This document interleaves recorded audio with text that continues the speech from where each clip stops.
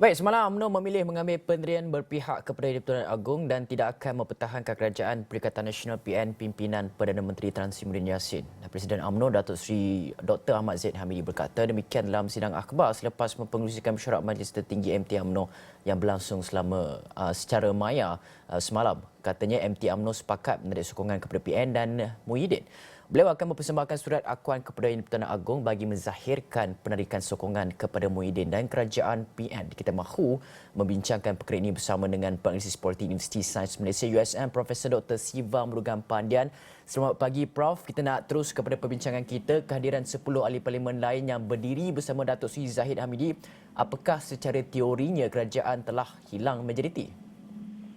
Ya, dalam konteks politik tanah air terpasti politik angka memainkan peranan cukup besar dan kami ini majoriti yang dilihat ada pada Muhyiddin membolehkan beliau bertahan untuk juga mentadbir kerajaan negara. Tapi dalam konteks sekarang ini, sekiranya benar angka yang mencukupi telah menarik dukungan ke atas kepimpinan beliau dan juga dekat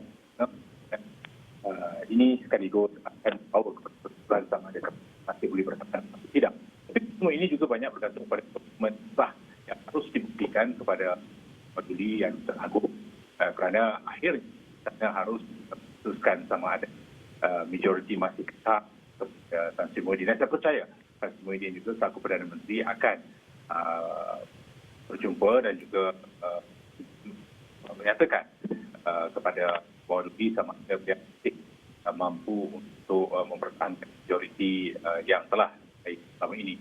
Jadi dalam konteks ini, apabila ada beberapa keputusan, itu sebenarnya tidak sama sekali akan menjejaskan angka. Soal pelantikan menteri dan kabinet itu adalah prerogatif kuasa mutlak yang ada pada menteri yang menasihati Agung dalam pelantikan. Tapi di sini yang harus kita lihat adalah jumlah angka dari 42 oleh Barisan Nasional, berapa ramakah yang akan bersama dengan Datuk Seri Zahid kerana angka itu tidak dinyatakan semalam. Dan yang kedua, berapa ramaikah yang masih meneruskan sokongan kepada di sinilah yang saya rasa melihat faksi Muslim sama ada secara total dibuat oleh Majlis ataupun sesuatu masih Dan Prof, sekarang ini ke mana arah ahli-ahli Parlimen UMNO yang tidak lagi menyokong kerajaan PN ini? Jika sokongan kepada PN baru, adakah terbukti ada mana-mana pihak mempunyai majoriti sekarang ini? Masa ini saya rasakan masih tidak ada pihak yang boleh menyatakan secara hakiki bahawa mereka memiliki majoriti. Kesemua ini banyak bergantung kepada akuan bersumpah ahli parlimen. Dan kalau kita lihat, ada yang menyatakan pendirian kepada kedua-dua blok sama ada kepada Tan Sri Muhyiddin ataupun kepada apa yang sedang diusahakan oleh Tan Sri Muhyiddin. Tapi yang penting di sini adalah jika berlaku penjajaran politik sekali lagi sebagaimana yang kita lihat pada Mac 2020, biarlah kali ini kita melihat satu angka yang besar supaya keadaan menjadi lebih menentu dan juga lebih stabil dan lebih meyakinkan. Kerana kita tidak boleh lagi melalui proses yang telah kita lalui pada Mac 2020. Bermakna pendirian yang diambil oleh sebahagian daripada mereka yang menarik diri dari menyatakan sokongan kepada Perikatan Nasional haruslah jelas bahawa apa saja keputusan yang mereka buat akan turut membabitkan kedudukan negara, kedudukan rakyat dan juga proses pemulihan yang sedang kita lakukan. Dan saya percaya yang penting di sini adalah macam manakah apa saja angka yang dimiliki oleh mana-mana pihak. Jika sekiranya boleh duduk semeja dan juga melihat kepentingan negara, melangkaui kepentingan lain, maka bolehlah kita sama ada kekal ataupun kita berubah ataupun melihat satu lagi pembentukan blok baru. Tapi apa saja blok yang lahir selepas ini kerana tidak ada mana-mana pihak yang boleh menyatakan mereka mempunyai sokongan hakiki, mestilah harus melihat bahawa ini bukan proses semata-mata untuk menduduki kursi nombor 1 sebagai Perdana Menteri ataupun menumbuhkan kerajaan, tetapi mereka juga akan terbabit dalam proses pemulihan yang sepatutnya disegerakan.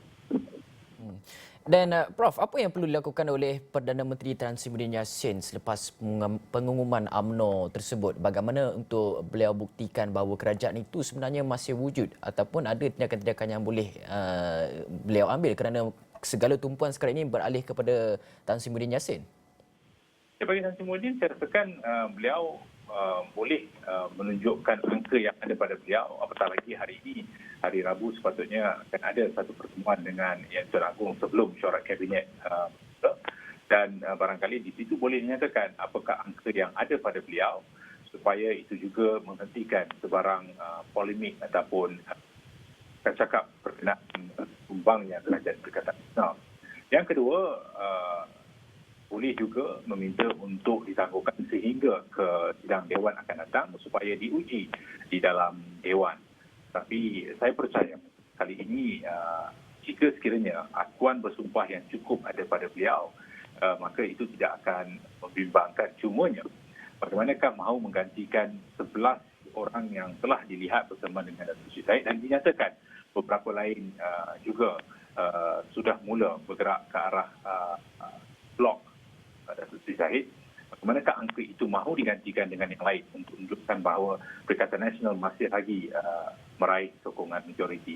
Tanpa ada sokongan majoriti, maka susahlah kerajaan ini berfungsi dan juga kerajaan ini bertahan kerana beliau boleh melihat semula apa yang berlaku pada Mac 2020, bagaimana pembentukan dilakukan ketika itu dikatakan ada 114 kursi. Apakah 114 itu masih bertahan ataupun sudah melihat satu demi satu angka itu semakin keluar ataupun tidak menyatakan sokongan kepada beliau. Jadi bagi saya penting adalah untuk membuktikan kepada yang terhukum adanya angka melalui akuan bersumpah ataupun kedua diuji di dalam Dewan ketika sedang parlimen akan datang. Dan Prof, kita mendengar pelbagai cadangan daripada pelbagai pihak, antaranya penubuhan kerajaan interim, penubuhan kerajaan minoriti, penubuhan Magran, PRU 15, YDP Agong tubuh kerajaan dipilih baginda. Pada pandangan Prof, antara semua ini, yang mana sebenarnya relevan dalam situasi sekarang ini yang mungkin boleh menjadi penyelesaian, tidak kira penyelesaian jangka pendek ataupun jangka panjang?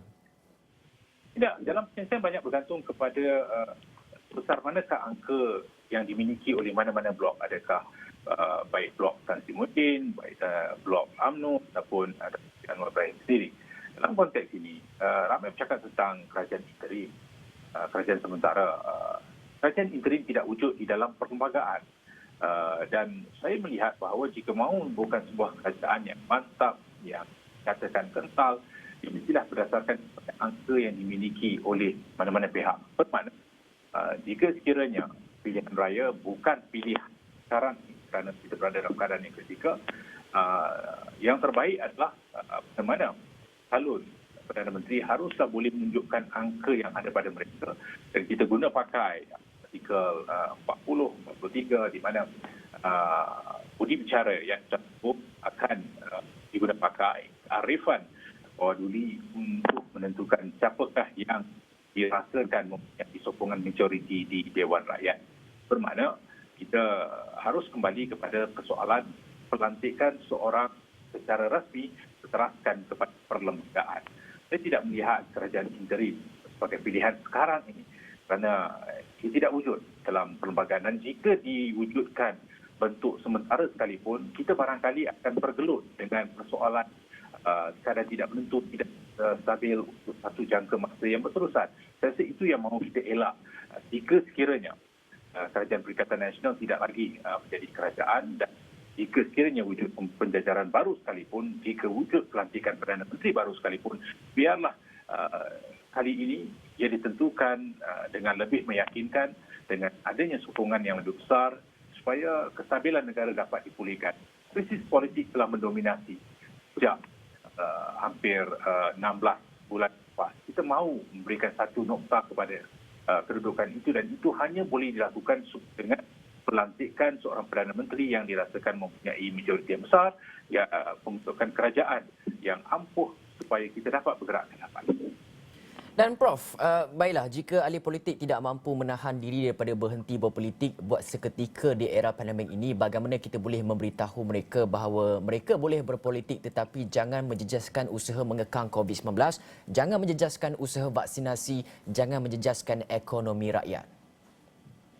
Ya, bagi saya dalam kedudukan sekarang, mau tak mau kita harus berhadapan dengan di mana apa saja keputusan yang dibuat semalam sudah menjejaskan proses untuk meneruskan agenda vaksinasi, agenda pemulihan, agenda ke atas krisis ekonomi dan juga sosial. Kalau kita lihat, menteri yang menerajui Kementerian Kesihatan ada yang UMNO, menteri yang menerajui MOSTI, Sains, Teknologi, Inovasi adalah dari UMNO.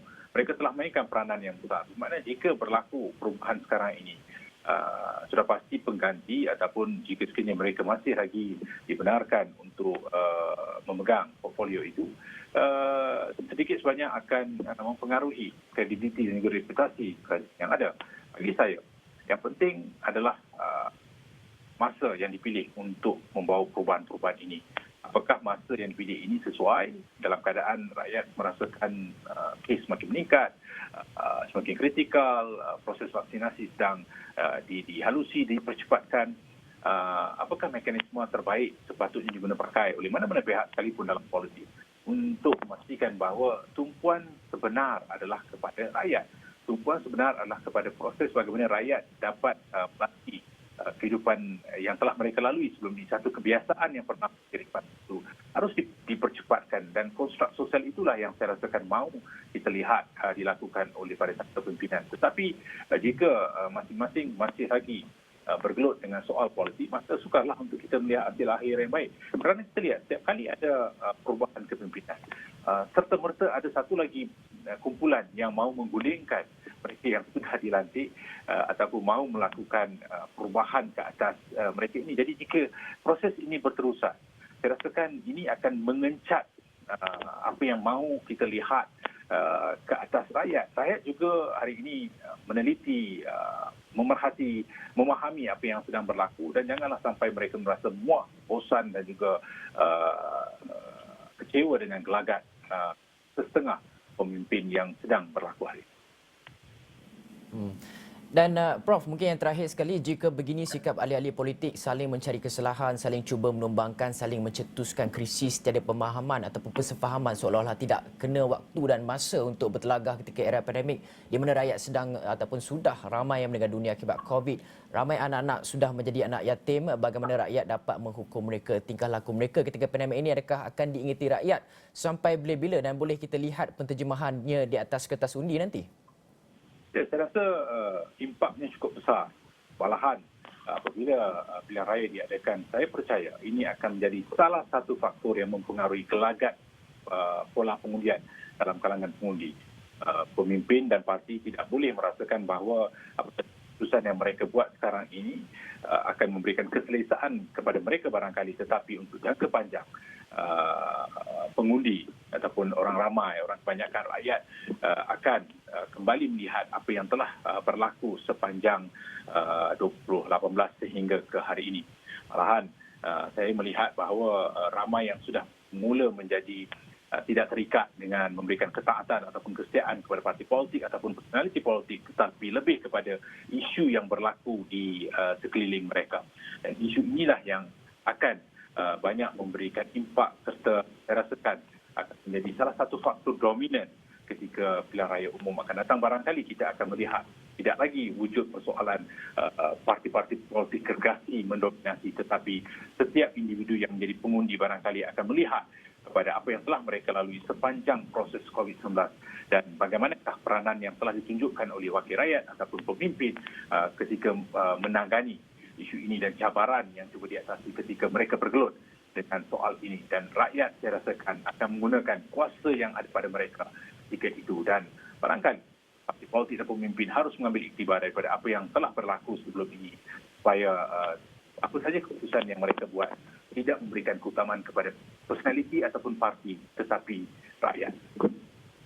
Okey, baik. Terima kasih Penganalisis Politik Universiti Sains Malaysia USM Profesor Dr. Siva Murugan Pandey atas perkongsian pendapat berkaitan dengan polemik politik dalam negara.